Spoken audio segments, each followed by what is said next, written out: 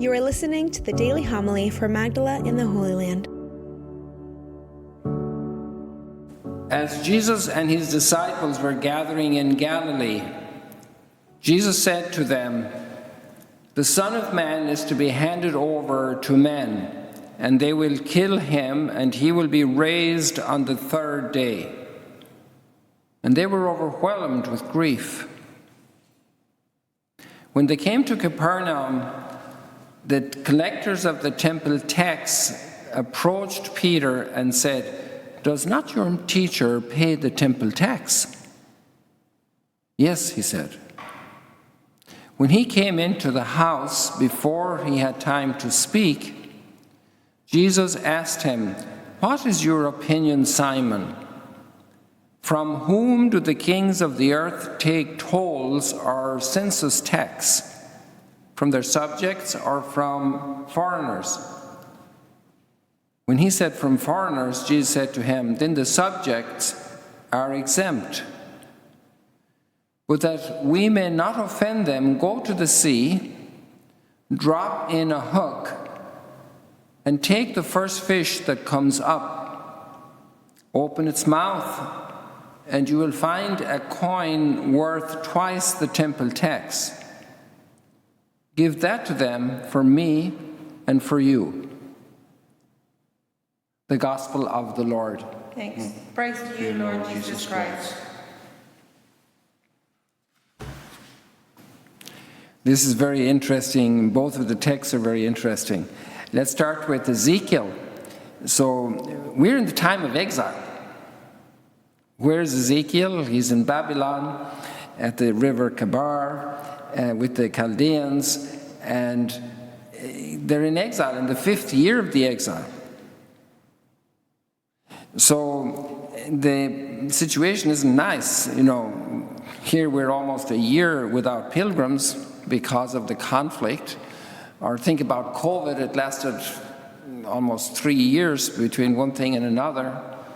And it becomes wearisome. And this is the 5th year, and it's going to be 70 years of exile. And yet in this time of exile is when Ezekiel has the vision of God's glory. Maybe the condition of the soul was not ready to have a vision of God's glory when the people were free and indulging and exceeding indulgence to the point of even debauchery in Jerusalem. So how could the soul be ready for the glory of God when it was being stuffed with all kinds of improper use of creatures? And here we have this extraordinary opportunity for the soul to be gifted by God with the experience of His glory. And it's amazing how the human spirit, because we have to remember we're 6 centuries before Christ, and there's a growth in revelation from Abraham onwards until the present day in terms of understanding it. Jesus said the Holy Spirit will be given to you so that you cannot bear everything now. I can't tell you everything, but He will lead you to the fullness of the truth. And when we understand from the great writings of the great mystics like Teresa of Avila, John of the Cross, and so many others, they explain the spiritual life. Saint Teresa of Lisieux, such a simple text and such a simple young soul, 24 years of age. Saint Catherine of Siena, who didn't have any formal education, also died young and had such an impact on the church, and through her spiritual mystical writings, amazing insight into God's work. So with 600 years before Christ, things are much less developed. And here we have the spirit of Ezekiel looking for words and images to describe the divinity. And even St. Paul would say, "Eye has not seen and ear has not heard what the Lord has in store for those who love Him." But what is God in Himself? Not what He's in store for us, but what is God in Himself? How do you start? Where do you start? What words do you use? And so all these figures that are here in Ezekiel's text today in the first chapter are suggestive, are bringing us into a mystery that's resplendent, it's extraordinary, it's overwhelming, it's light, fire, all these things that we can't catch, that we can't package, that we can't put in a bottle.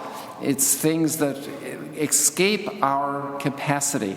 It's part of the contemplation of God, discovering the immensity of God, the immensity of his intelligence, the immensity of his goodness, the immensity of his glory. And this is what this is all about. It's fascinating. Heaven and earth are filled with your glory. And we see a little sampling of it. I don't know if you can see on the wall here, maybe not in the picture, of the sun and patterns on the wall here right now coming reflected from the window.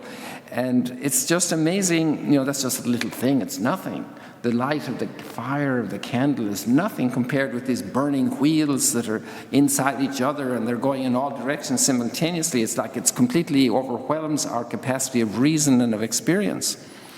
And this great God that we worship, and he's being experienced like this in exile, in terms of times of great destruction of the people, great suffering, great humiliation.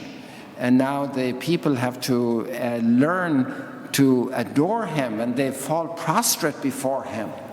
And this pattern of understanding and expression and adoration grows through time, right up to the book of the Apocalypse, and through many forms of worship.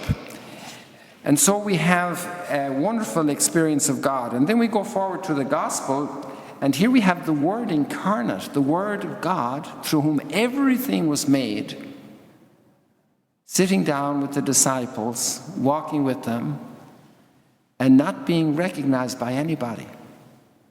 They want to charge him taxes. This is very interesting, how the glory of God is able to be so humble, so filled with kindness, with patience, and yet Jesus' glory in what it exceeds human capacity is already there. He knows what Peter's conversation was about before Peter tells him. He knows the coin is in the fish's mouth that's sufficient to cover for their the 2 drachmas, the half shekel that needs 2 days' wages need to be given as tax for the temple. And then Jesus also wants to condescend and pay. He's the Lord of the temple. He's going to be taxed for the temple. He owns the temple. He is the new temple. And so there's this great, the splendor of God can appear in our miseries. In the midst of the worst situations of sickness, of turmoil in society, of corruption in politics, of broken family relationships, of crime, hostility, abuse, God's glory can be discovered. And this is where Jesus makes it present. You go to Calvary and the great works of mystical theology on the glory of God in Calvary. St. John's Gospel itself presents Jesus glorified in Calvary. When I am lifted up, I will draw all people to myself. This is a great mystery of how all the human disasters can also be incredible theaters and stages for an experience and a revelation of God's glory. And that's what we really do at Mass. We join the angels and the saints singing Holy, Holy, Holy, which is part of Isaiah's experience of God's revelation to him.